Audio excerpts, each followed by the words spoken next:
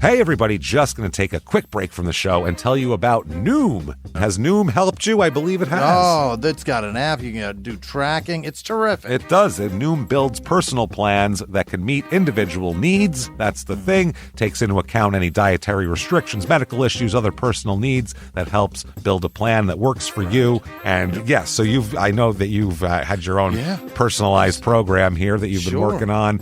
And it's weight loss This is weight loss results that last. They stick around because you get yourself into a lifestyle change. That's what matters. That's mainly it. You can't just say, I'm going to cut that out for a month and then go back to it. That's not what it is.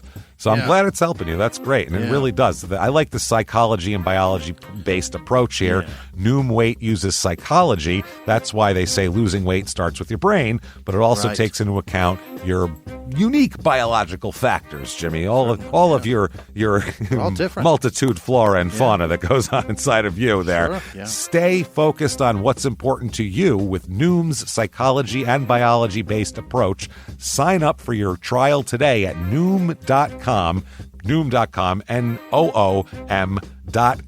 here, based on 3.5-year study of actively engaged Noom users with minimum starting BMI of 25. Individual results may vary. Visit our website for more information.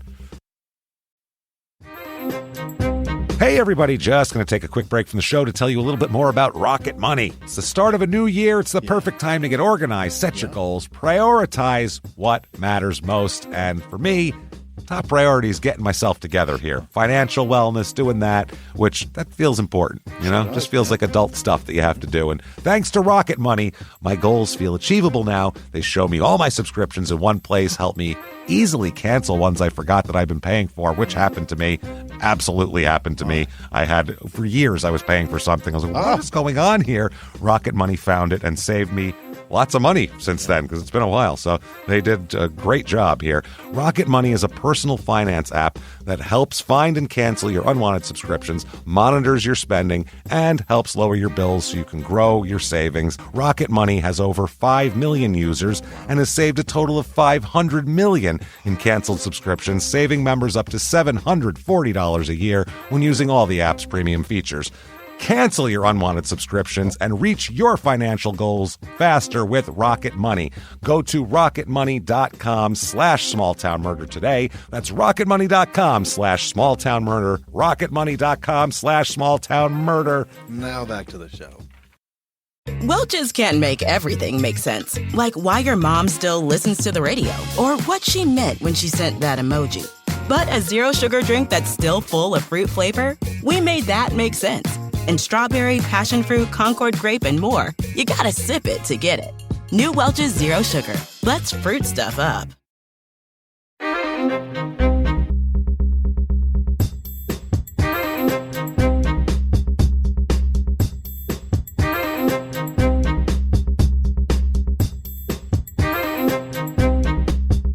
Hello, everybody, and welcome back to Small Town Murder Express. Yeah, choo-choo! Oh, yay indeed, Jimmy. Yay indeed. My name is James Pietragallo. I'm here with my co-host. I'm Jimmie Whisman. Thank you, folks, so much for joining us today on another wild edition of Small Town Murder Express. You know the Express episodes, the regular episodes, too. That's just a crazier story because there's more time for it. But this, we still pack way more than an hour's worth of crazy into an hour. So we're going to do that this week. Quickly, before we get started, definitely head to shutupandgivememurder.com.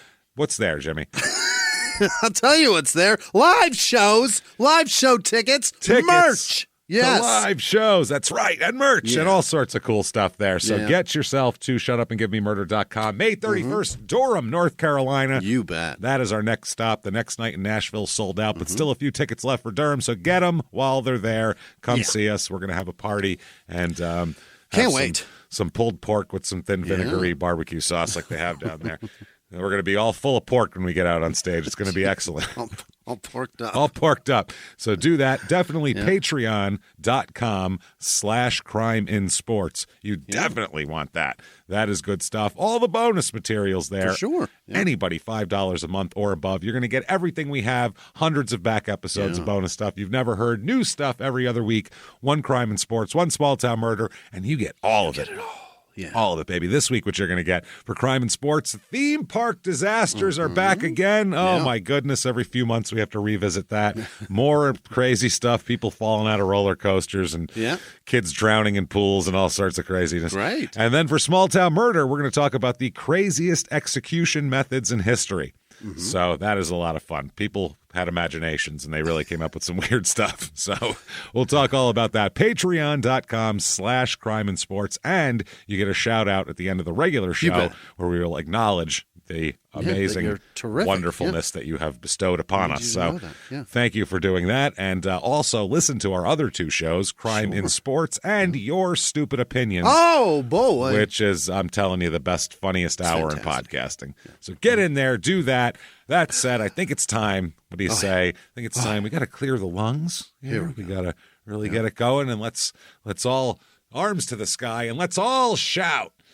Shut up and give me murder. Let's do this, everybody. What do you say? You ready, my friend? Let's go on a trip, shall we? Okay. All right. We are going down south this week. Oh, we boy. are heading over to South Carolina, to Summerville, South Carolina. And that is just like the season, or is it like with the an O? season? No, not summer. Yeah, it's like summer, like the sea, like just a ville of all summer. Oh, yeah. Where it is. Southeastern. The white cutoffs. All year round, baby. This is southeastern South Carolina, so down in the coastal area, but not quite. It's about 30 minutes to Charleston. 30 minutes more inland than Charleston. About 2 hours to Socastee, which was our last South Carolina episode. That was episode 445, Bed Chains and Dark Deeds. That was a dark episode, man. That was crazy stuff. It's area code 843. About 50,000 people here at this point. Good amount, yeah. And it has blown up in the last 10 years.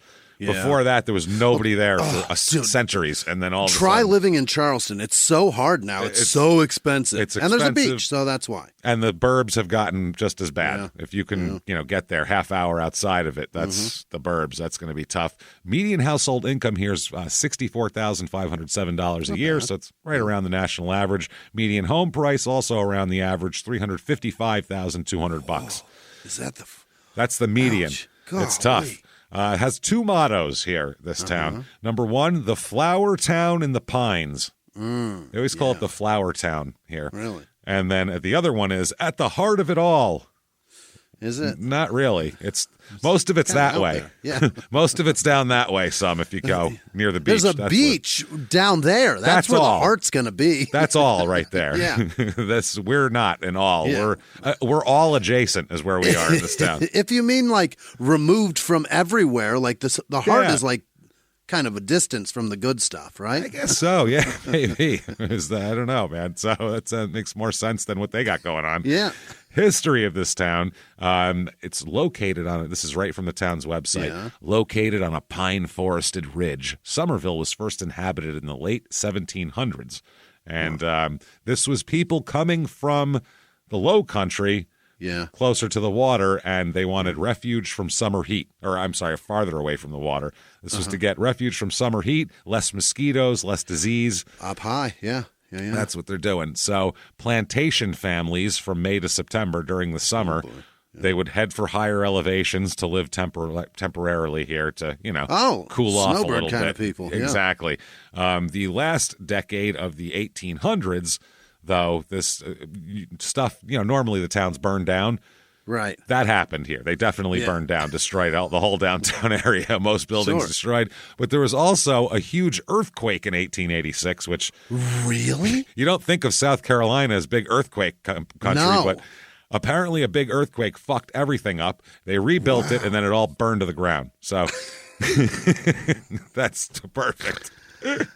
Shook itself to the ground, then burned itself. Oh, boy. Give up. Especially down here, they're pretty religious. I'd say this is some biblical shit, right? God doesn't want us here, apparently. And then every August, they get crazy hurricane-level storms. Oh, yeah.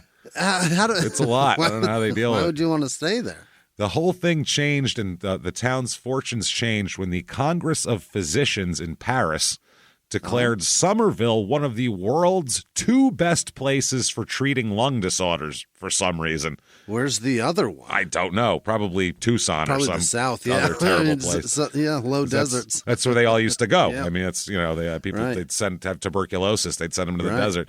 So it was a bedroom community here, and that's all it remained. It didn't reach 6,000 people until the late 1970s. And now there's 50,000. Wow. So, yeah, it doubled in the 80s, and then boomed, really yeah. the last 20 years it's blown up. Reviews of this town, just a few here. Here is 5 stars. Summerville is a charming and quaint town. Would love to see historic areas preserved. It's getting a little overcrowded, so improving roads would be beneficial. That's everybody's complaint is it wasn't built. Wasn't built for this many people, and now there's way more traffic than they anticipated ever having. So, well, when it's U-Haul truck after U-Haul truck, it's hard to plan for what's happening. Totally, too fast, overwhelming. They can't. Infrastructure isn't made for that to double in population in 10 years. That's not normal. Right. 3 stars here. It's so boring here. There is not much to do unless you have a job. Well, yeah, that's pretty much everywhere. That's what I was going to say. What are you going to do without a job anyway? You don't have any fucking money. Where are you going to go? What are you going to do? And a job is kind of something to do also. So maybe if you had a job, you'd feel more fulfilled with your life. I like the way this person thinks, though. Right? Not much to do unless you have a work. job. I mean, Jesus Christ. People spend time at the parking garage for fun.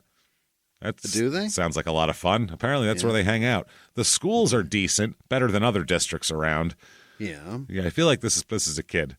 That's a teenager. It sounds like it. Teenagers hang out in parking lots. I don't think there's adults hanging out in parking garages, right. I hope. And 14-year-olds can't get a job, therefore they're really pissed that they can't do anything without a job. Unless you get a job.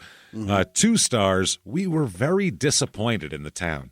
We were considering moving there, but we were looking for a historic, pleasant town, and instead it had a lot of traffic noise, bad roads, and strip malls that reminded me of some of the poor areas of Florida beach towns. Oh, my God. Where the poors live, over there. The poor areas. Fucking Tampa. You don't want to be by the poor areas. Yeah, felt like Fort Myers. Trashy Daytona Beach people. You don't want that. We prefer communities that have a more community feel, so we will keep looking. Too bad, really. Okay, things to do. Everything here is based on flowers or sweet tea. And I'm not shitting you, all the activities. That's South Carolina with the sweet tea. Jesus fuck. Their flower festivals and everything else. And what flowers? Magnolias, I imagine. All sorts of flowers down there. It's everything. The Magnolia State, so probably. It's just flowers? Flowers, yeah. But the thing is, the sweet tea, they have the Sweet Tea Trail, they call it. Oh. And they describe it, sweet tea, a symbol of Southern hospitality, has a rich history rooted in Summerville, the birthplace of sweet tea. They claim to be the birthplace of... Who the fuck knows? I don't know. They were the first ones to put sugar in that bitter shit? I don't believe that. You know what? If I just made this real sweet, I bet it'd be easier to drink. And I don't think... Probably not. Summerville celebrates its sweet tea heritage with the Guinness Book of World Records winning largest sweet iced tea container. Mason, it's called. It's a big mason jar at the annual Sweet Tea Festival they have there. Okay. The Sweet Tea Festival we'll talk about is a celebration of the birthplace of sweet tea. Here, our historic downtown is transformed into a massive open house street fair with different food trucks, entertainment, artisanal vendors, and, of course, plenty of sweet tea so you can help select the tea of the year by sampling and voting for your favorite. They are taking it far too serious. If you showed up in this town and they were like, sweet tea, and you're like, no, thanks, that's all right, they'd be like, huh? But get out. Sweet tea? And they just like hand it. No, I don't want any. Yeah, y'all going to have to leave now. I'm sorry. It's probably like sweet tea. when you go anywhere and they're about to take your order and they just start filling water cups for your table. They probably do that with sweet tea. They do. No, sweet tea comes on the like in Nashville. It's just a lot right of there. The barbecue restaurants. They put down water and sweet tea. And they go, you want anything else? And you're like, yes. You can take the sweet tea back and bring me a soda. These, really. Yeah, I don't need the sweet tea. There's also the Hold My Tea bar crawl and sweet tea cocktail contest. What is that? Want to have a headache tomorrow? Mix your drink with sweet tea. Jesus Christ. How much sugar? Vodka in it. Wow. 10 bars are competing in the Summerville Sweet Tea Cocktail Contest. You get to explore various venues and indulge in the entries of Summerville's most talented bartenders. Get shit-faced and have sweet tea on your breath. What do you want to bet? It's very lemon-centered. It's got to be. I would hope that a good one would be, yeah. It's either lemon, lime. There's some sort of citrus. You're going to have to balance it out with some acid there because it's a lot of sugar. That's tough. That said, there's a bunch of bands, too, here. The Southern Songwriter Festival is mixed in with the Sweet Tea Festival. Okay. And, song is loose, but all right. It's a lot of people I've never heard of. Right, exactly. The Rinkins, Stephanie Potterdam Riley. Oh. I don't know who that is. Potterdam Riley? Potterdam Riley. And then Ben Somewhere, but not here. Have you? Let's talk about a murder. Yeah, fuck that. Let's talk about some murder, shall we? Yeah. Okay, let's do this. Let's talk about a woman first. Let's start out with Carmi Josette Nelson. Carmi, C-A-R-M-I-E. Carmi. That's like her real cute, right? Legal name, Carmi. Yeah, it's a nice name, Carmi. It sounds happy. It's like, yeah. She seems like a sweet gal. Yeah, well, she's not already at out all. the gate. No, she's not at all sweet. Carmi is it's like those animals that look nice, or like a flower, like a Venus flytrap. It smells nice, then it's going to clamp you in its jaws, really. Yeah. That's what Carmi is to her. She's born in 1967, Carmi. She's an Army nurse, and she marries another Army member in 2001.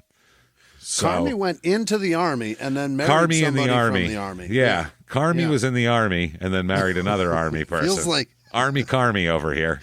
Carmi's looking at privates.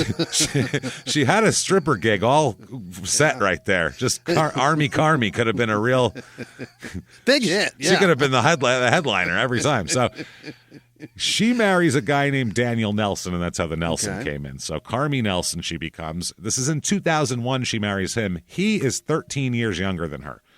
Is that right? He's born in 1980, so he is not even 21 yet, and she is 33 at the time. Yeah, and they but get married. she's been in the Army a long time. She's a nurse in the Army. Yeah, so that's a kind of a career. That's retirement career. Yeah, she's doing that as a career, and I think she does do 20 years.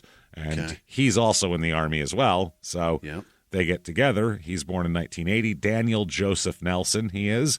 A lot of the times here, they often live separately, even though they're married, because her job after she gets out of the Army is as a traveling nurse. So if you know what those traveling nurses, they kind of stay for a couple weeks in each place, and that's how they do it. They're busy. So they end up having separate residences a lot, these two, because she'll be off somewhere, he'll be somewhere else. Damn good way to make it work, man. Somehow they make it work. You know what else binds people together, though, besides that? What's that? Besides, the longing of the heart from growing fonder from distance, is meth also does that pretty well. Is that what they're into? Meth works as a glue, really, that we don't really give it enough credit for. Yes, it'll fuck your life up, destroy your body, but it also works as a glue to hold it's people more together. of a chemical weld is what it is. It's really what it is. You don't see meth head couples break up often. You know what I mean? It's very rare, Usually prison keeps them apart, but other than that, you can't really keep them apart. They're together. If you've ever seen Dope Sick Love, you'll understand exactly what I'm talking about. Carmi has a few issues here, and a couple minor ones that I found. She has an expired. Yeah. She gets pulled over and arrested for not having a license. In 2012, I think there's a child with no seatbelt on in her car. She gets a ticket for that. 2012? She's running around seatbeltless kid? That's crazy. She's a traveling meth head fucking woman. I don't think she cares very much. Just get in the car. Yeah.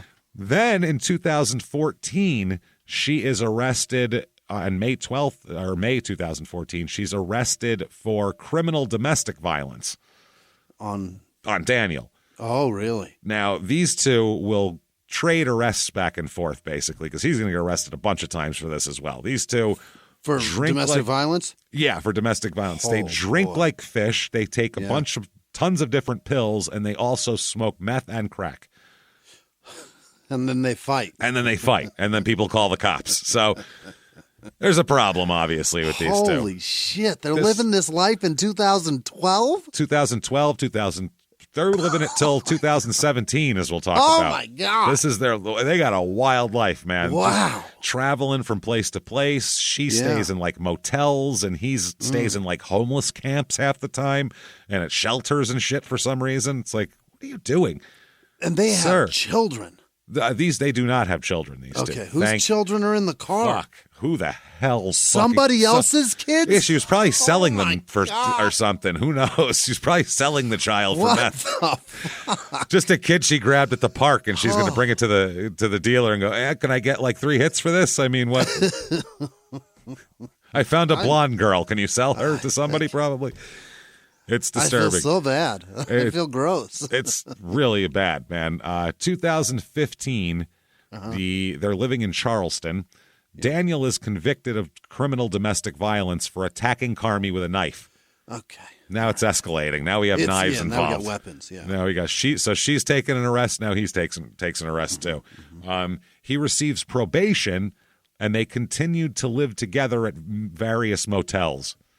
I mean, yeah, the government can't tell you who you can live with, right? That's the fucking problem. Once it's over, and if they make up now she doesn't even help with the case anymore, and they end up back together, and it's like...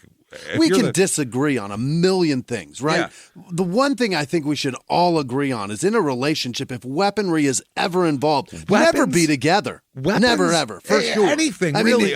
The line's further back, obviously. Further back, but maybe it's different in meth country, though. If we're talking about a meth couple, maybe the line is knives, because after that, maybe they don't even know what they're doing when they're meth. Yeah. I don't all up on meth and fucking. I have no clue. But this is that kind of weaponry, though. I mean, he could have killed her. Yeah, if there's any motion, if there's any violence before the cops finally get there. Yeah, somebody's really hurt. They could be dead. It's fucking horrible.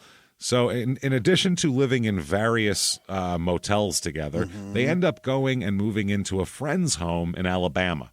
So somebody in Alabama lets them stay with them for some reason. They take a ride 4 states over? Who the hell would take these people in as... God. Oh, no, stay at my house, really. Oh, Jesus. This is great. We haven't had the cops in here in a while. You guys stay here. I really haven't gotten to know my local police force yet, so I'd like to... Yeah, that's a far trip, too. That's a long car ride. The closest accommodations they could find were Alabama. That tells you a lot. You got to go through Georgia and... all right. Georgia, I think it's Mississippi. Then we went through this earlier in the week. I think it's with the Michigan debacle, but I'm not positive here, but I think it goes Georgia, Alabama, Mississippi, Louisiana. If you go east to west. Well, yeah, because Florida's panhandle is super long. You're right. Yeah, and that's got Georgia, South Carolina, and Georgia are above it. I think could be Florida. And it's above Florida because there's Florabama, they say. So they're connected. So boom, there we go. I think we got this right, Jimmy. All right, I think it's just 2 states that they had to go through, but that's long fucking way. That's a lot of states, and it's hot there, so it's more states. Oh Jesus, there was a fight on the way. You think their air conditioning works well in their car? You think it was their car? I think it was their car. Whatever fucking car they took. Yeah, there's definitely fighting too. I think you're right there. 2016, they returned to Charleston together. But then they separate. Okay. They separate. Carmi's living in a motel that Daniel pays for with his army benefits, which is the weird thing, too. He gets his money, gives it to her. She stays at a motel. He stays at a homeless camp on Rivers Avenue. So, I don't know what that is. James. That's what I'm saying. Maybe he's trying to make up for attacking her with a knife, but sorry about the knife thing. I'm not living in a homeless camp paying for someone else's motel. We're staying in that motel for somebody else to have a roof? Fuck that. So, and I'm under an easy up? Fuck. No way. They maintained a relationship somehow. Like I said, she used his VA benefits to pay for her motel rooms.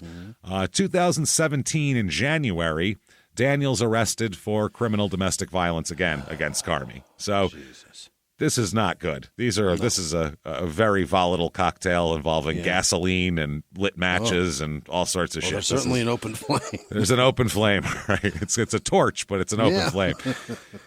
While he was in jail, Carmi gets kicked out of her motel because he stopped paying for it because he's in jail.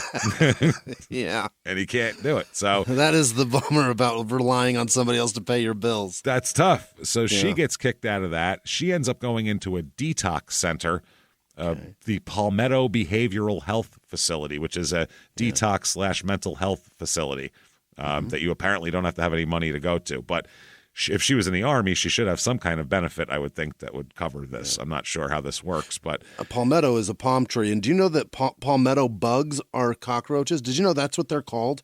Isn't that sense. vile? They look like cockroaches. Yeah. That's what they are. Palmetto bugs are cockroaches. It just sounds more charming. Because they live in a palm tree. It's a cockroach on vacation. Yeah, it sounds regional and like a classy cockroach. Yeah. Oh, no, it's no. A cockroach he came in from the shore. He's good. It's a cockroach that drinks Corona. I was going to say, he's got like a little cockroach with a little captain's hat on. A little captain's hat, cigarette holder, and a Corona. That's his fucking... With a buddy that cuts limes. Yeah, and another buddy who's got a boat that he lets him borrow, which is nice. You know what I mean? That's a palmetto bug. That's a palmetto bug. We just figured it out. That's fucking beautiful. So, well, she's in rehab, detox, whatever the fuck. He is living at a homeless camp behind a Walmart. Now it's fine. It was on like... It Rivers was Avenue. great, right? It was now nice. Now he's moved into the one behind the Walmart. Which boy, sounds like that's going to get broken up any day. Number one, and number two, when they catch him digging through the trash can. Yeah, that's and also I would assume asking people for shit in the parking lot too, which is and eating the bologna in the trash can. On Your Stupid Opinions, one of the Walmart reviews we did that one time, the main complaint from everybody was you can't get to your car without having 8 people come up to you and ask you for shit. Like they're like you have to throw your shit in your trunk so fast because swarms of people come up. They're like palmetto bugs. They come to you and say, I broke my big screen throwing it in my fucking Envoy. Yeah, just I don't care if it's 85 inches. Get it in there. Hurry up, they're coming. Fucking crap. Slam the trunk on it. I don't care. We got to get out of here. He's lighting a meth pipe as he's walking up to me.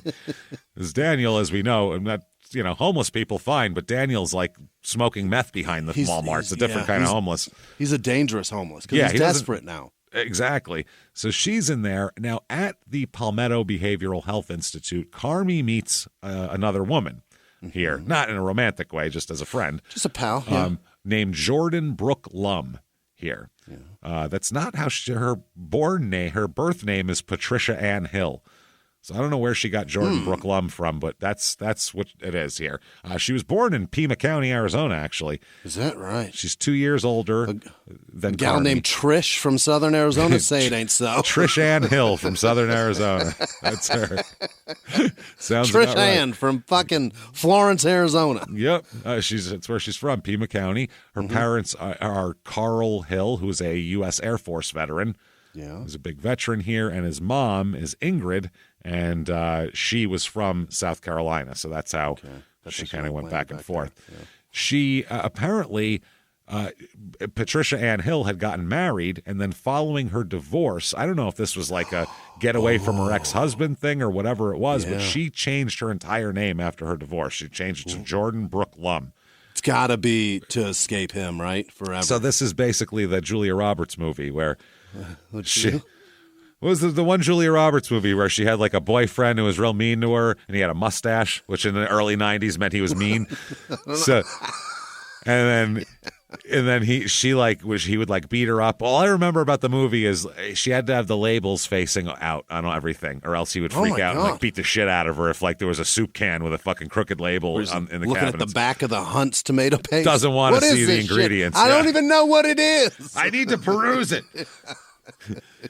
So all I remember is that, and then she ran away to some small southern town where she was like, whatever, and then he found her and was like stalking her around the town. Is it fried green tomatoes or some shit like that? It's certainly not fried green tomatoes, no. Is it Sleeping with the Enemy? I think it's Sleeping with the Enemy is the name of it. If I'm not mistaken. I'm pretty sure that's what it is. I thought you were being sarcastic. It was a big movie. It was October? a giant hit movie. actually. Really? Like a huge, giant hit movie. And she had to have the labels turned down, huh? She had to, yeah, that's what I remember is that she knew he was stalking her when she went into her cabinets and all her labels were turned forward. She was like, oh my God, and freaked out. And he was in the house and I don't know. I think she killed him or something. Sounds like a Rebecca De Mornay movie. Was she busy? I think she was probably rocking the cradle at that point. She was the hand rocking the cradle, and then this happened. I love that lady. She's so rad. Hey everybody, just going to take a quick break from the show to tell you about the safest sponsor ever, Simply Safe. Absolutely, these people will keep you safe. It's amazing. You know that every 26 seconds a burglary takes place in the United States, according to the FBI. That means that by the time this podcast is over, dozens and dozens of homes will have been targeted, ransacked, God knows what happens here. So protect your home before it's too late with Simply Safe proactive security system. Simply Safe helps stop threats before they even have a chance to break in. Named Best Home Security System by U.S. News and World Report 5 years in a row. And by us for about the last 8 years as well. If you trust us, believe me, you want Simply Safe. So visit simplysafe.com/small to claim 50% off a new system with professional monitoring plan and your first month free. That's simplysafe.com/small. There's no safe like Simply Safe. Now back to the show. This show, Small Town Murder, is brought to you by BetterHelp. Get yourself some therapy, everybody. Honestly, here. We often hear about, red flags that you should avoid. Hey, that's a lot of a thing. It's become a real phrase now, real cliche. Yeah. But why don't you focus also, you look at like green flags in friends and partners. Look for good things as well. Right. And maybe you're not sure what that looks like, though. Therapy can help you figure that out. What are positive things? What are the green flags? And then you can practice them in your relationship. It's absolutely a fact. And so, honestly, we absolutely are huge advocates for this. It really, really helps. BetterHelp is fully online, making therapy affordable. It's convenient. They serve over 5 million people worldwide. You can access a diverse network of more than 30,000 credentialed therapists, wide ranges of specialties there. Here's the coolest part. You're not getting along with your therapist, you're just not feeling it, you can switch at any time, no extra charge. Wow. The thing is, they want you to get help. That's it. And you can do it with BetterHelp. Discover your relationship green flags with BetterHelp. Visit BetterHelp.com/smalltownmurder today to get 10% off your first month. That's BetterHelp, HELP.com/smalltownmurder. Now back to the show. So here's Jordan Brooklum. Mm-hmm. February of 2017, they're both in rehab. That's how they meet. Okay. Jordan's in rehab, and so is Carmi. And Jordan invites Carmi and Carmi's pets as well. She's got dogs and shit like that. Really? Invites her to move in with her to her house and live there rent-free. You can just live with me. You and all your pets. You and all your pets. I looked up the house. It's at 199 Angora Way in Summerville. 3-bedroom, 2-bath, 2,058 square foot. Nice house. Jesus. It's a very nice house. And this lady was living there all by herself. And she said, you and your pets, please, by all means. So they hit it off, these two. As roommates, they're like Laverne and Shirley. They're having a good time. Yeah. But it doesn't take long for Carmi to not be so high on Jordan. Not like her anymore. Really? Yeah, not the other way around, you would imagine. How? Get the fuck out of my house with your meth pipe. We were just in rehab. No, actually, it's the other way around. In the first month of living together, they started fighting all the time. They drank was the problem, too. They got out of rehab. They started drinking. They would both drink, and then they'd fight with each other and have big arguments. It's such a big mistake for anyone that's in any sort of substance abuse. They Christ. Go to another one. You know what I mean? That's just what they do. A lot of them. Carmi will do whatever's around. So if there's booze, she'll drink booze. Yeah. If there's pills, she'll do pills. If she can get some crack and meth, great. We'll do that too. And that's a woman who's licensed to be a traveling nurse. That's frightening. Yeah. That's what she was doing for a living. Wow. I don't know if her license is active at this very moment in time. Right? But I would. Is there a meth test involved there? Yeah. Just want to make sure you're not on meth. Nothing else. Everything else is fine, but just make sure you're not just like smoking meth. That's a little much, we feel like. And dabbling in crack. Make sure you're not doing either of those. Either one. Either or. Two of the baselines. Or probably pills, because you'll have more access to them than other people. Any sort of heroin-based something. Let's not have you on that. So Carmi, by the way, still always talking to Daniel and hanging out with Daniel. They're still She can't quit him. Yeah. Got out of jail for beating her up again. She would text him, Carmi would text Daniel referring to Jordan as a psychotic bitch. And she's an awful, fucking bitch. I can't live with her. She's terrible, blah, blah, blah. You're living there for free. There for free. You're living there for free. You should probably just, try to make it good. You know what I mean? You're allowed to leave. Carmi didn't like to clean. She wasn't a big cleaner. Wasn't big on housework. And she said that Jordan would ask her to clean, and it pissed her off. Well, you're living there rent-free with your dogs. Yeah. Probably do some chores. Yeah. You're not a 13-year-old kid or something. Yeah. This is you're an adult. Pick up a mop, for fuck's sake. She said that Jordan treated her like a maid. She said, she treats me like a maid. You're living there for free, man. That's the thing. Yeah, you got to clean wherever you live. Wherever you live, you got to clean. And if someone's paying all your bills, you should probably clean a little extra. A little extra umph there. Emphasis. Wipe the rim of the toilet Emphasis. every day. I don't know. Give it one of those. Clean up your dog shit in the yard. Things like that. So Jordan would also she would complain anyway. I don't know if this is true or just meth paranoia, but Carmi would complain that Jordan would listen to her phone calls. Okay. And she's listening, which is a meth thing that, paranoia is big there. Yeah. Everybody's out to get me. And Carmi said she's suspicious of her for listening to my phone calls. Okay. Jordan, by the way, in addition to letting Carmi stay there for free with her fucking dogs and everything else, also would loan Carmi money all the time. Okay. Yeah, loan her money, and then Carmi would keep asking for money repeatedly, and then Jordan eventually said no. Jordan's got to have some kind of income stream because she lives in a nice house that's apparently hers. It sold in early 2014, so that's when I think that's her house. She bought it then, and so I don't understand here. She's got to have some kind of money. She can afford to loan her money. She can pay her bills. Yeah, doesn't make a lot of sense. So Carmi gets very pissed off that she won't loan her money anymore. She's like, listen, fun is fun, but, Carmi got to get some fucking crack here. Carmi needs her crack fix. So she wants to stay in your house for free with her pets, not clean a goddamn thing, and also give me money, please. She wants to be a teenager, basically. She wants to be a teenager or a sugar baby. Yeah. And she's 50 years old, so it's like, oh, my God. Yeah, come on now. This ship has certainly sailed. So then Jordan started getting phone calls from, people that wouldn't identify themselves, demanding that she give them money. Give us money. No. Who are you? I won't tell you. Give us money. Goodbye. Okay. Later on, it's found out that those phone calls are from Carmi and Daniel. Right. Yeah, trying to get her to give them money. So Jordan also thought, and rightfully so, because it was true, that Carmi was sneaking Daniel into the home. Daniel wasn't allowed to come in. That was part of the deal. Because we've been to rehab together. I know who you did meth with. Yeah. Not only you guys fight.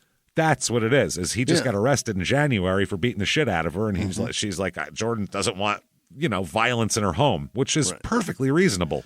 It's a very reasonable thing. I've heard nothing psychotic bitch about her yet. Not yet. No, she seems pretty fucking reasonable so far. Actually, pretty nice and accommodating, honestly, like a real nice person. Pretty amazing friend, to be honest. Yeah. Just keeping Carmi from living in the street, living behind the Wal Mart and with her fucking husband. So I wouldn't let somebody that's done meth stay in my home. Somebody that's just currently recovering from a problem with it. No. I'm going to bring in my meth addict husband who beats the shit out of me too. Is that cool? And your dogs? And my dogs, yeah. They have a lot of skin conditions and stuff, so I would wipe down surfaces that they sit on and things like that. Because the other one, his asshole leaks also, so that you're going to find trails. And he likes to places. just put it on everything. He really likes to rub it, so you got to get in there. Now, Carmi here, they're fighting a lot now, Carmi and Jordan got angry that Daniel was coming over and said, you got to get out. No more. This is crazy. I'm trying to recover and have a life here, and you're not helping. So Carmi said, "No, please, come on." She said, "I'll be better." Carmi said, "Don't kick me out. I'll do stuff." She said, "I'll even tell you what. I'll take the car. I'll go by. I'll do the grocery shopping for you, so you don't have to right now. I'm going to start right now with my my chores. Okay, starting now. Do all the grocery shopping." Carmi didn't come back for hours and hours and hours, way longer than it takes to grocery shop. She just left. Didn't come back till tonight. She just left, and Jordan didn't know where the fuck she was, so Jordan called the police. Stolen car. Yeah, this lady just took my car and fucking left, and God knows where she took it. She's probably taking it to the homeless camp to get him and then over to get meth. Check behind the Wal Mart first. Yeah, there's going to be jizz all over it by the time she gets it back. Boy, it's going to be gross. Because those couples that fight with each other and do smoke meth together and all that, they also are very horny for each other. Now. Well, they have to. That way they can make terrible kids they can't take care of. We're high on meth. Let's fucking procreate, please. Recreate? No, that's not the word I'm looking for. So at that point, also, Carmi started asking Daniel, you should beat the shit out of Jordan. You clearly have no problem beating up women. So if you could beat her up, that would be great. Now, what we should do is you should come over, beat the living shit out of her. Then we'll take her designer clothes and sell them. Is this the methiest plan ever? Yeah, this is not good. You're going to get caught for this, you think? And you're going to get $28. What are you going to get anything out for of this. designer clothes? You're going to go to Buffalo Exchange. They're going to give you 10% of what they're going to sell it for, and that's they're going to give you that 10% is in credit to the store. To the store. You're getting other clothes for these clothes. Which then you're going to have to sell your credit for meth at half the rate of price of that. So now you've broken it down even further. All right. You've stepped on the profits so much. So much. You're getting $11. You've watered it way down. So that was one plan that they came up with, but that never really happened. Daniel come over, beat her up, take the clothes. So then they've lived together for like a month, for Christ's sake, and this is all happening in the period of a month and a half. Wow. Imagine pissing someone off that much, that fast. That fucking fast. There was no honeymoon period where like Carmi would do stuff and be fine, and then she stopped doing stuff little by little. She just was like, "Hi, I'm here with all my shit. I'm not doing anything. My crackhead abusive husband's coming over at 8. So if you could clear out of the living room, thanks." Dropped her bags on the floor and said, "Put those away. Put those away. We're gonna fuck on your couch." And also, my dog's got skin conditions, so I told you that. Watch out for that. So. Late March 2017, Jordan calls the cops on Carmi for some reason. So this is now 2 times she's had to call the cops on her already. In a month. That's a lot here. Then this really pissed Carmi off, obviously. So she wrote tons of text messages to Jordan just telling her what a bitch she is and how horrible she is and she's a piece of shit. And also put up all sorts of Facebook posts about what a bitch her roommate was, which is great. I love how in 2017 by that it wasn't just she told her friend on the phone. It's fucking everybody. She told every friend a twat. On the Facebook. Everybody she's known since the 7th grade, she told. So April 2nd, 2017, I guess Carmi's truck was at a hotel that she was at one point. It had been sitting there. So it was Daniel's job to pick up the truck from the motel and drive it. What am I saying? Hotel. It's motel for sure. Motel, and go to Jordan's house with the truck to give it to Carmi. To me. Yeah, so I have a car. So on the morning of April 2nd, 2017, text messages show that they were fighting with each other. Carmi was mad at Jordan for calling the police, and that they're going back and forth. She's a bitch. She's that. And so she said, get my truck and come here. And that way you can help me fight with Jordan, basically. Yeah. That'll help. Bring over another asshole who's not even invited to help. So, however, though, on the way there, because before the drive, Daniel smoked meth, crack, and drank a bunch. Hell yeah. So he's really fucking knee deep into this night. Yeah, he's ready to go. So he crashed the truck on the way there because he's all fucked up on 3 different things. None of which make you a better driver, by the way. That's crack or booze. He was trying to balance it, like make it the perfect. No, he fucked up. And he hit a tree with it. Yeah, so he crashed and all that kind of shit and finally shows up in the afternoon from the morning. I'll be there in a little bit, and he finally shows up in the afternoon. Somehow he didn't get arrested. Yeah, how's he there? Must have crashed in a rural enough area that nobody noticed, is all I can imagine here. So by the time he gets to the house, Jordan is dead. What? She's like, okay, now we got a different problem. Carmi's like, you're late. Yeah. A lot of stuff happened in the meantime. Okay, let me fill you in. First off, you missed everything. And she shows him Jordan's body. Oh, boy. And she has, as we'll find out more specifically later on, 113 sharp and blunt force wounds. 113. Wow. That's much energy. Sustained attack. With multiple weapons. Oh, my. As well. This is to her head, neck, torso, arms, you name it. Just a whole body. Knives, a hammer, and a screwdriver were all used in this. Good Different knives, too. Christ. She was picking up shit, whatever she could find, and plunging it into this person, apparently. So, over the next 2 days, Carmi and Daniel spend in the house with the dead body, with Jordan's dead body, drinking, taking pills, smoking meth, and fucking trying to figure out how to clean this up, basically. While a woman is returning to the earth in there. That's in the garage. Crazy. That's the woman whose house you're at, by the way, who owns this motherfucker. So this is wild. And they figure the best way to concoct a plan is to get real high on meth and booze first and then do it and take a bunch of pills. You can't even drive a car that way. Yeah, he couldn't even make it across town. No shit. So April 4th, 2017, a couple days later, they're in the house. Now, they've been in the house getting fucked up together for 2 days. What do you think's happening? They're fighting now. It's getting so bad. They've been up for 2 fucking days with a dead body and all this anxiety and all this stress and all this type of shit. So many bad ideas have oh God, I would not pay to be there listening to all of these bad ideas. I want footage. I would love surveillance video of it's 2017. How did they not tape this? Oh my God, of them in the there's recordings, don't worry. Don't worry, there'll be recordings, Jimmy, but I want the full video of them in the living room trying to figure it out, arguing with each other about ideas. No, that's a bad idea. You're dumb. And then, no, but you're an idiot. And go, it'd be amazing. Whose best idea was what? So by April 4th, she starts turning her vitriol on her husband here and making threats against him that I'm going to blame you for this.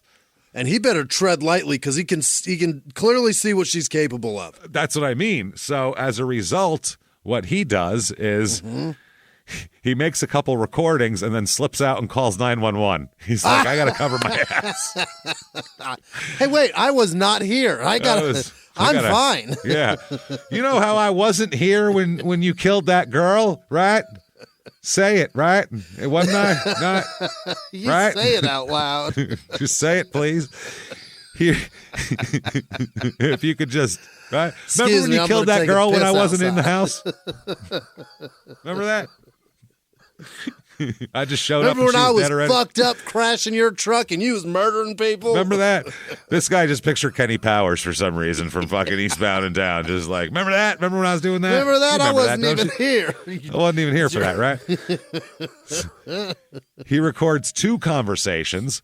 The first was Carmi talking about how he had wrecked her truck and complaining, and he was trying to get her to that, and she's like, and your fucking dumbass is wrecking my fucking truck. And the second one was her admitting to murdering Jordan by herself. Perfect. So he made the recording. As soon as he was done making them, he packed up his shit and was like, I'll be back in a minute, and then went and called 911 instead. I'm going to go get us some meth, and then I'll eat your pussy for 7 hours. It's going to be amazing. Wait till you hear how she got him to come over to help with this. That's even better. Oh, my God. So 911, hello, 911, and he said, there's been a murder. That's the first thing he said. There's been a murder. That's got to be that. Oh, God, Number 1. So good. Yeah. He said his wife asked him to help clean up because she was going away for rehab.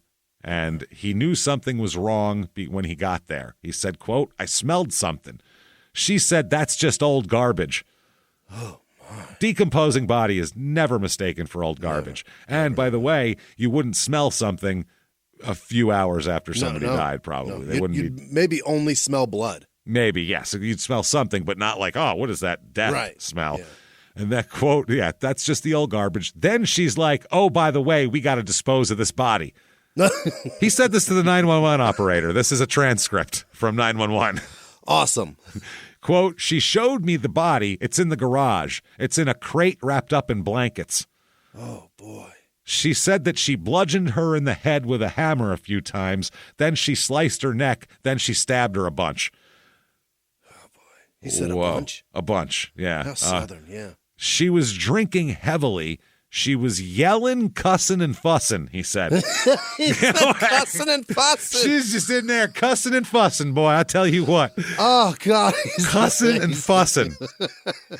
They said, where is she now? And she said, she's all drunk and she's cussing and fussing. That was she's his drunk response. as a skunk, cussing and fussing. Cussing and fussing. She's herking and jerking and all kinds of different things. Hooting and hollering. Hooting, hollering, man. Mussing and tussing. He said he didn't mean to help her try to cover the crime, but I guess I did. He said, quote, I didn't realize what I was cleaning up until it was too late. Are you kidding me? Idiot. A throat was cut. There was a fucking massive pool of blood. Yeah. What did you think? What'd she say? I got my period late? Somebody was stabbed with screwdrivers and hit with hammers. There's blood. You know what blood is. It's us blood spatter on the walls. Yeah. It's blood pooled on the floor. Where the fuck did all this blood come from? I spilled some fucking Hawaiian punch? What are we talking about? My tampon fell out and I stepped on it. That's not what happened. Boom, man. It exploded everywhere. It was like a grape. So he said, I didn't realize what I was cleaning up until it was too late. I was polishing some chairs and tables and stuff. The lady who lived there was a real pigsty. This lady who lived there was a real pigsty. A person being described as a pigsty I've never heard before. I guess you can call someone a train wreck, so why not a pigsty? They can be an event. They can be a place, too. He then says, but what I'm wondering is, am I getting in trouble now, too? Yes. It's a fun wonder. Short answer, yes. He said, I'm not sure who's going to be in trouble. Oh, the dispatcher said, I'm not sure who's going to be in trouble. Yeah, I just take phone calls. I'm not a cop. I'm just... Yeah.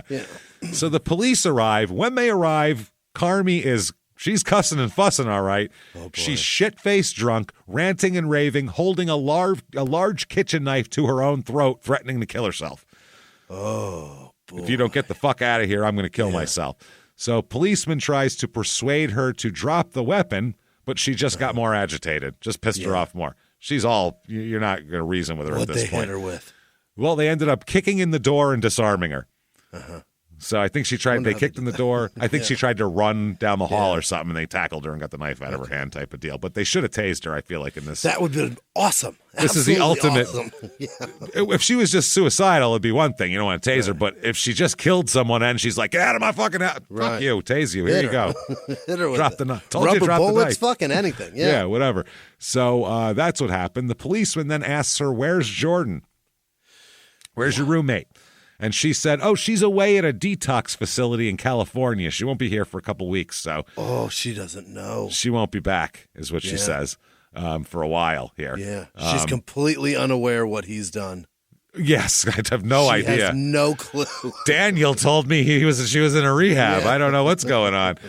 But the police then, obviously, it's been days now, so they smell Jordan pretty good. Sure. And they go out in the garage, and they find also, Daniel told them she's in the garage. Right. They go out in the garage, and they find her decomposing body wrapped in a blanket, put in a wooden crate, just like Daniel said. Boy. They also find a bloody knife nearby. That's helpful. That's real helpful. Yeah. They could determine the body had been decomposing for a couple days based on the smell and the bloat and all of that. And the fucking condition of that body. Jesus. Now, shockingly, Carmi and Daniel have very different versions of what happened. Is that right? It's weird, right? Strange. Here's Daniel. Daniel said here that after his truck wreck, during one of several phone calls with Carmi after the wreck, she casually mentioned on the phone call, quote, "Oh, by the way, we got to dispose of this body." Yeah. Like, what are we doing tonight? I don't know. We'll probably get pizza, and that's cool. Yeah, well, you want to stop there? That's all right. Maybe Dairy Queen, but we got to dispose of this body, too, on the way. Oh, all right. Yeah, we'll pencil that in. First things first, figure out dinner. Second thing, dispose of the body. Third thing, get the dinner. Get the dinner. Yeah. Well, we'll order it first, then kill, then dispose, then pick it up when it's ready. That'll take the time. Hey, everybody. Just going to take a quick break from the show to tell you a little bit about Sono Bello. You know, the most known secret with celebrities and influencers and all these famous people is so many of them have had lipo. They've had lipo, whether it's a little touch up here or a total makeover. Yeah. Nobody has a perfect body. That's the thing. No. They may look like it on TV, but there's things that help that. Absolutely. Lipo now has changed, and Sono Bello's been at the forefront with using LAL technology and getting those beautiful and natural outcomes for each person. Looking real natural. Our friends at Sono Bello are offering their best deal. You're now included in their winter savings event, but appointments are limited, so please get on this. Sono Bello doctors are masters in micro laser fat removal, a brilliant technique that removes stubborn fat permanently. Wherever your problem areas are, tummy, love handles, thighs, arms, it's gone in one comfortable visit. Eating healthy and workouts are great. Keep doing that, but if you want to lose that stubborn fat in one visit, check out Sono Bello. Save big during their winter savings event. Schedule your free consultation now at sonobello.com/smalltownmurder. That's sonobello.com/smalltownmurder. Now back to the show. Hey everybody, just going to take a quick break from the show to tell you a little bit more about our stylish friends at Quince. That's right, let's go elevate your styles, people. Yeah. Get it going, look good out there, and you can do it now without breaking your wallet, without breaking the bank, because at Quince, you can get high-end, versatile pieces at prices we can all actually afford, which is very nice. You want to get good stuff that lasts and it's good, and they have quality stuff that's very affordable, and you can do like we did, upgrading our stuff here, while still being a very reasonable price. Quince only works with factories that use safe, ethical, responsible manufacturing practices, along with premium fabrics and finishes. It's all quality stuff. You're going to love it. Trust us, it looks good. And I've got the leather jacket. It's a very high-quality item. Real nice, soft leather. Yeah. Jimmie's got his linen pants he's rocking. Yeah, they're terrific. Come on, be like us. Be fashionable. Get in there with Quince. Indulge in affordable luxury. Go to quince.com/smalltownmurder for free shipping on your order and 365-day returns. That's QUINCE.com/smalltownmurder to get free shipping and 365-day returns. Quince.com/smalltownmurder. Now back to the show. Hey everybody, just going to take a quick break from the show to tell you a little bit about a very cool place, Thrive Market. Yes, we are both looking to get into the healthy swing this year. The problem is I don't know what's in everything, and I don't know if even I'm qualified to even read the labels to know if that's good or that's bad. Right. There's chemicals in things, and there's things floating around. I don't know what I'm doing out there. One of my favorite features, and I know you were talking to me about this, is the Healthy Swap Scanner in the Thrive Market app. Yeah, it's simple. You scan any item, and it'll instantly suggest a cleaner, healthier grocery alternative, which is it's great. Amazing. Yeah. That's great. Thrive Market also takes the guesswork out of finding these safe, healthy foods. For example, like I'm trying to get my protein intake up for energy. I'm always moving around. I need stuff. And I love that you can filter their site by the high protein options. Nice. It's very cool. And you can personalize this portion and you can put filters on it. And get ready. You should be ready for a junk-free start to 2025. Get ready for it and head to thrivemarket.com/smalltownmurder and get 30% off your first order plus a free $60 gift. That's THRIVE market.com/smalltownmurder, thrivemarket.com/smalltownmurder. Now back to the show. So Daniel explained that he went over there not because he wanted to help her, but because Carmi said, if you come over and help me, I got 4 things I'll do for you. Oh, here we go. The first thing, blowjob. Well, no, that's coming up later. Okay. The first thing is I'll drop those charges against you from January. Best I won't cooperate. Blowjob ever. Yeah, I'll drop the charges. Yeah. Then offered him, and he quotes, she said just like this, pills, alcohol, and sex. Okay. We got pills, booze, and I'll fuck you. He's like, see, a man can't resist that. Drop charges, booze, pills, and sex. We will dispose of a body for that. That's how pathetic we are. Yeah. We're like, all right, sounds good. You gonna let me do that thing I like to do? All right, fine. He said that's why he went there. He said that Carmi told him that Jordan hit her. That's why. Jordan had hit her, and then she said, well, I hit her back over the head with a hammer while she was sleeping. And then stabbed her in the neck and body because she was still moving after being bashed in the fucking head with a hammer. And she did this because Jordan hit her. And her dog. Unquote. She said that until she fell asleep? She was holding her she said that Jordan was holding Carmi hostage, which is the opposite. She wanted Carmi to leave. And she said she was hitting Carmi's dog all the time. Okay. Just beating her dog senseless. So I had to kill her. Daniel said over the next couple days, Carmi cleaned up the house, drank, took pills, discussed what to do with the body. They both helped. He helped her throw Jordan in a crate in the garage. And Carmi then, 2 days after the death, this is on the 4th, Carmi drove Jordan's car to a grocery store and a liquor store to buy more cleaning supplies and, of course, more beer and liquor because, according to Daniel, when she returned, quote, things went downhill quick. When she got drunk? Weird, right? Because they were frequently fighting, that's when he said he decided to record the conversations they were having on his phone to protect himself from being blamed for murder. Because she's like, I'll just say you did it. You beat me up, they'll believe you. They'll believe it, yeah. So the body, like we said, autopsy of Jordan here, she had 113 wounds to her head, neck, chest, and upper extremities. Dr. Batalis is the doctor here. He will testify later on that blunt force trauma wounds to her head were consistent with her being struck by a hammer and were fatal, as were the sharp force injuries to her neck. She had holes in her skull.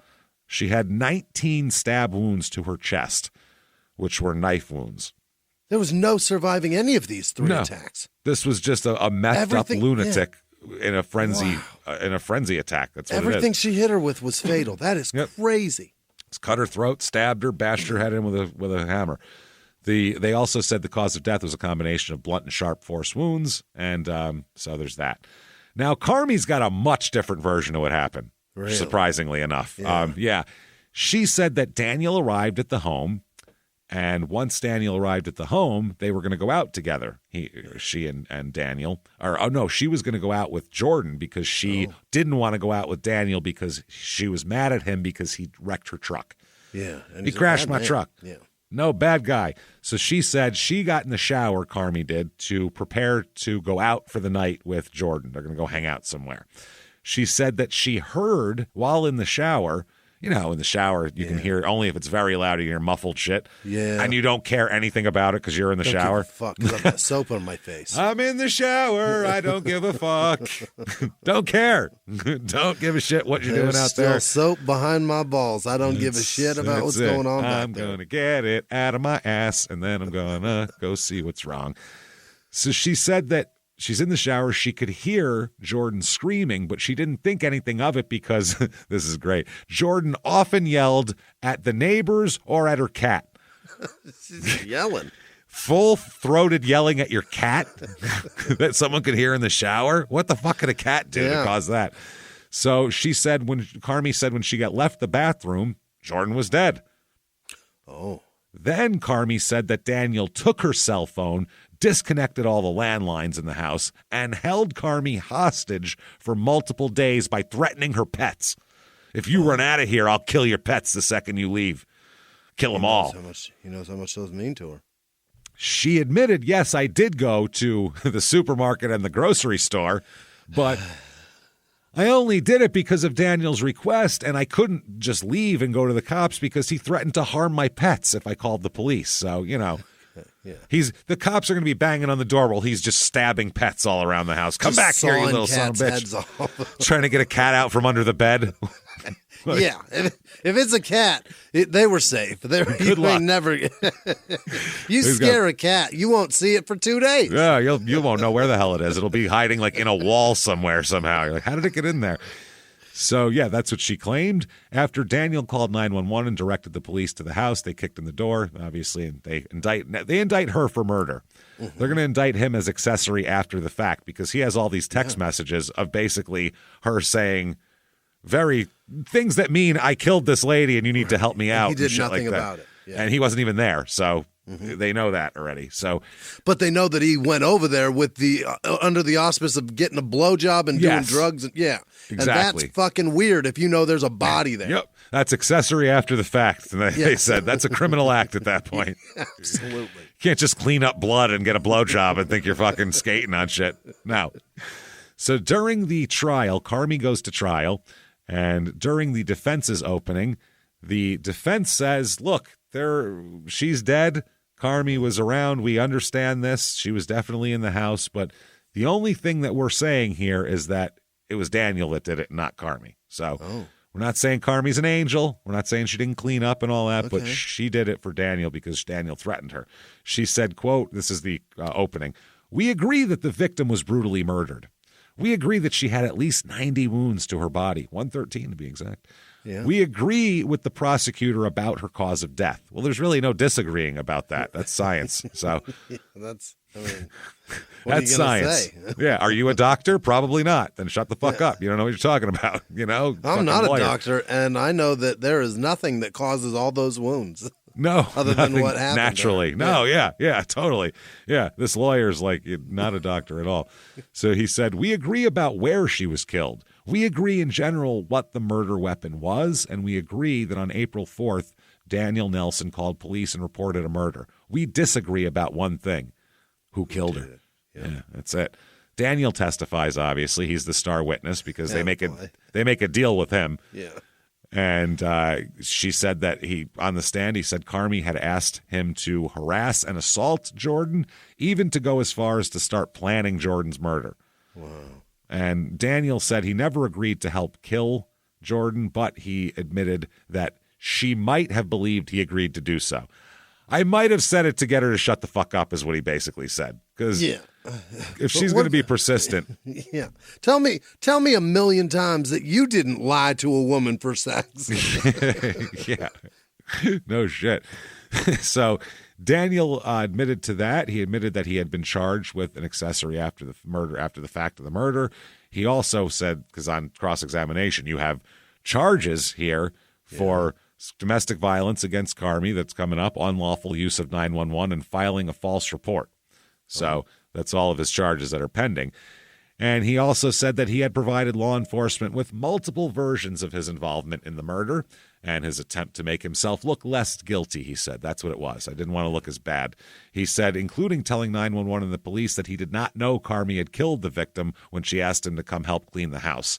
And he said that when he said he didn't know what he was cleaning up, when in reality he knew it was blood. He knew exactly what he was doing. She told him, come over here and clean this fucking body up with him. And he said, okay. And he ran over there and did blood.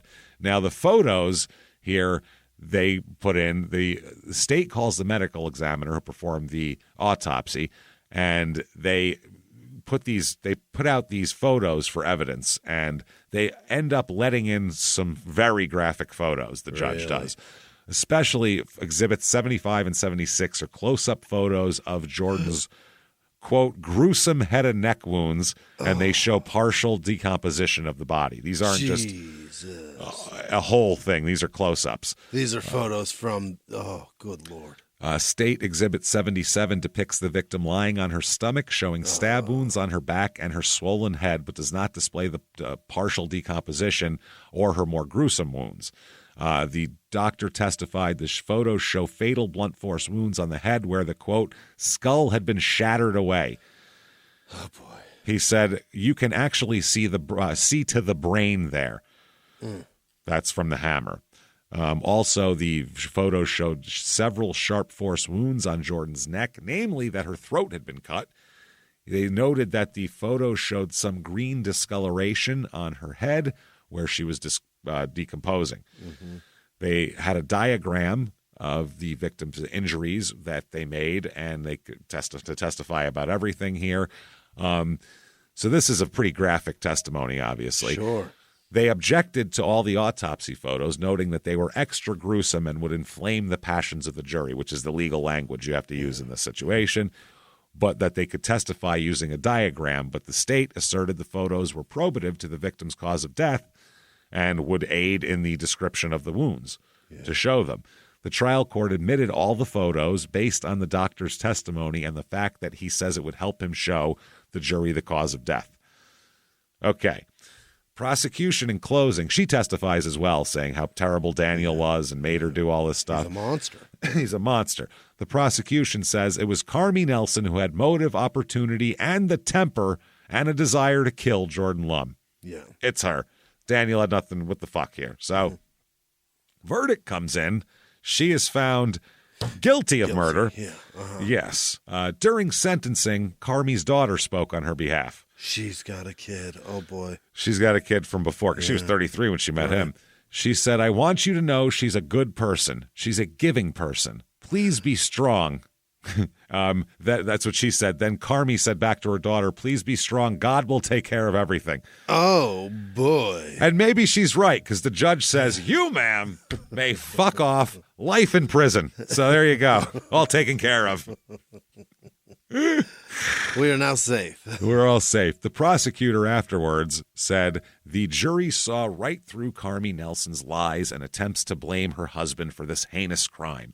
Her recorded statements 2 days after the murder and her text messages in the days leading up to the murder clearly show her hatred and vitriol towards Jordan Lum and left no doubt as to who was responsible for her brutal murder. So, yeah. Saying she's going to spend the rest of her life behind bars. Daniel, on the other hand, he'll be in a homeless camp in no time.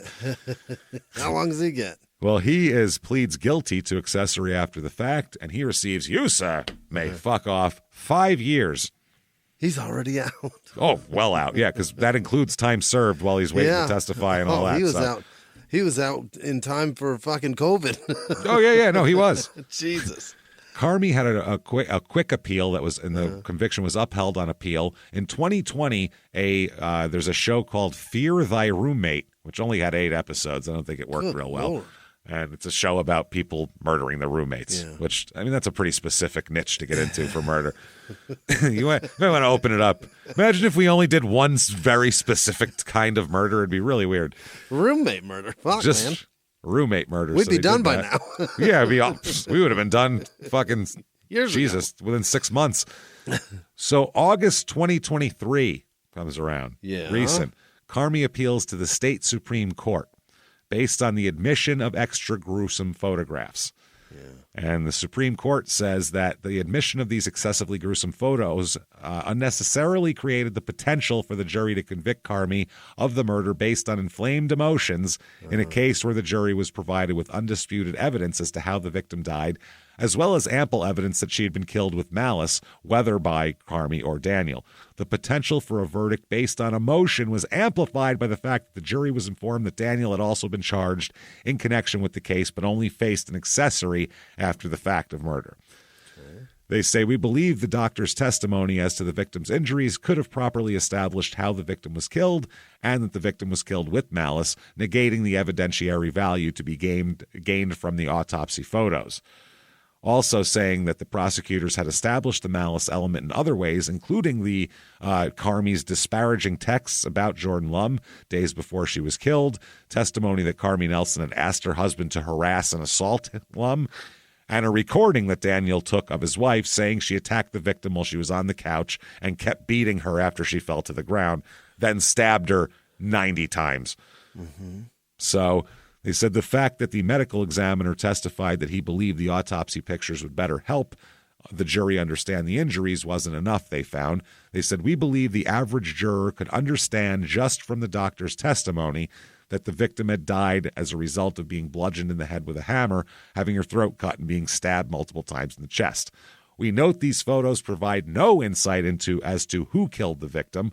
In this instance, where the photos were not needed to prove an issue in the case, the state should have heeded our warning, in another case, to resist pushing the envelope on admissibility to gain victory, which was likely already assured, reversed. What? Not only sentence conviction, thrown the fuck out. Just because of they have to do it all over again? They have to retry her if they want. And this is rough because you also have a crackhead guy with domestic violence things. And, she can say, I was scared of him. That's a big deal. So they're worried about it. Then she makes a deal finally to avoid a retrial. And that is in March of 2024, so very recently. My God, yesterday. She pleads guilty this time and is sentenced to an agreement here with the state, and the judge honors the agreement. You, ma'am, may fuck off 30 years. Oh, boy. But she will have to serve 30 years before she's up for anything. She's 80. She's getting out after, in her 80s. Because now she's, I think, it's like 50. She'll be like 85, I think.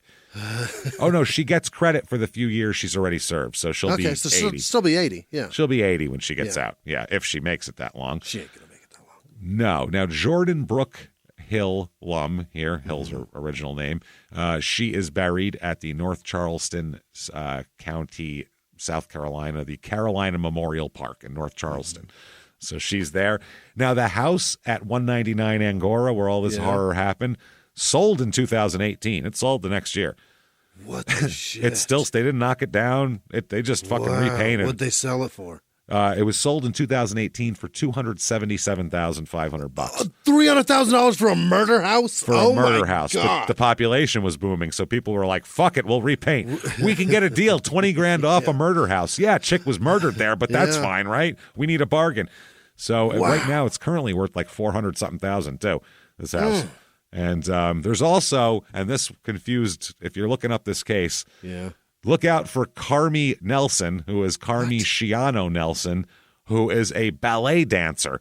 And apparently a really good, like, soloist ballet dancer who, at the age of 12, was accepted to the Kirov Academy of Ballet and attended the year-round boarding school there. She graduated high school early and continued her training with the Boston Ballet and has attended summer programs everywhere on the face of the fucking earth.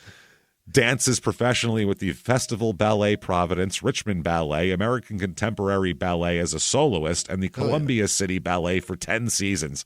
She's amazing. The complete opposite of the other Carmi Nelson. Like a driven, successful, I assume not high on meth and booze.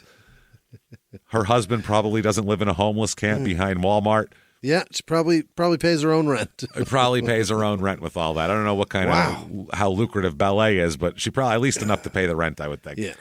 So there you go, everybody. That's Summerville. Holy shit. South Carolina, and quite the tale of just craziness. Imagine being in that house. I'd rather have an infestation of palmetto bugs than an infestation of carmies. Of a carmy? Yeah. An army of carmies? A carmy of one? I don't even want a carmy of one. Yeah. No. So a bad woman. What a terrible, and Daniel's not great either. They're both two terrible people got together and were even more terrible. They're awful. So if you like that show, tell the world about it. Get on whatever app you're listening on and give us a review. It does help tremendously. I can't tell you how much. I don't know why, but it does. It's their weird algorithm, and all of them help drive you up the charts, and then people see the show. So do that. Also, head over to shutupandgivememurder.com.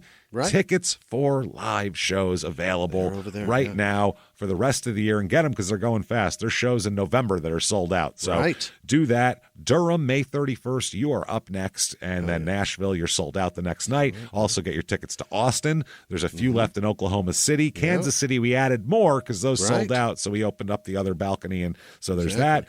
Get in there. Those. Minneapolis. It's going to be our biggest show ever, for Christ's sake. Get in there, get your tickets, and sell that bad boy out. Shutupandgivememurder.com is where you get all that and your merch and everything else here.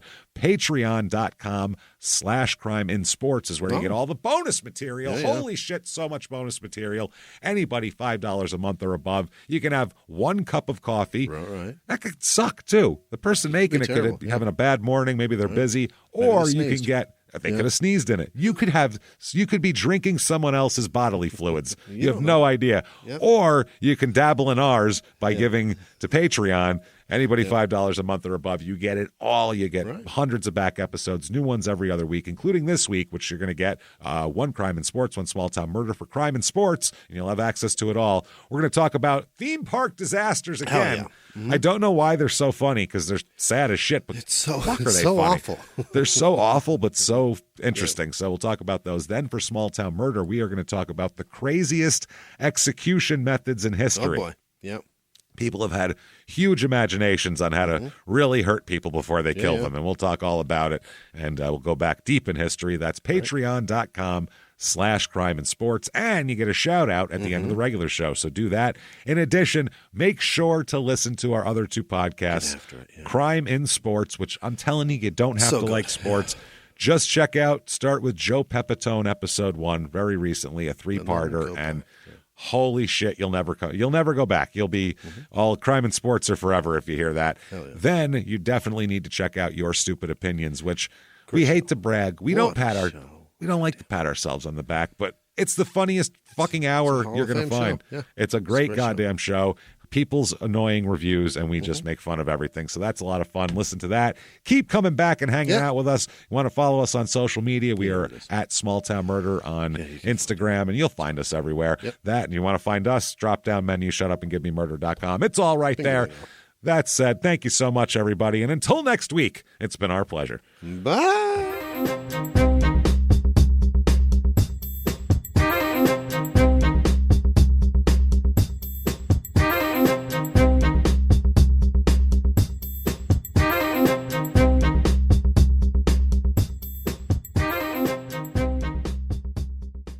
If you like Small Town Murder, you can listen early and ad-free now by joining Wondery Plus in the Wondery app or on Apple Podcasts. Prime members can listen early and ad-free on Amazon Music. Before you go, tell us about yourself by filling out a short survey at Wondery.com/survey. In the 1980s, a rosé swept the country. Hey, Mike, I really like this White Zinfandel. Well, good. Now put it down. I'm going to try another one. White Zin became America's top-selling wine. But most don't know that this sweet drink has a sour history. What began in 1986 with counterfeit bottles, a big fraud, a multi-million-dollar fraud, sent investigators chasing one of the most powerful families in the business, the Licciardis. But the closer the feds got to them, the more dangerous things became. It's a story of deceit. At the time, I was paranoid. Threats. You touch my kids, I will kill you. And murder. With a .22 caliber bullet to the head. What started with a scheme to mislabel wine spilled into a blood-soaked battle for succession. Welcome to Bloodvines. You can binge listen to Bloodvines exclusively and ad-free on Wondery Plus. Join Wondery Plus in the Wondery app, Apple Podcasts, or Spotify.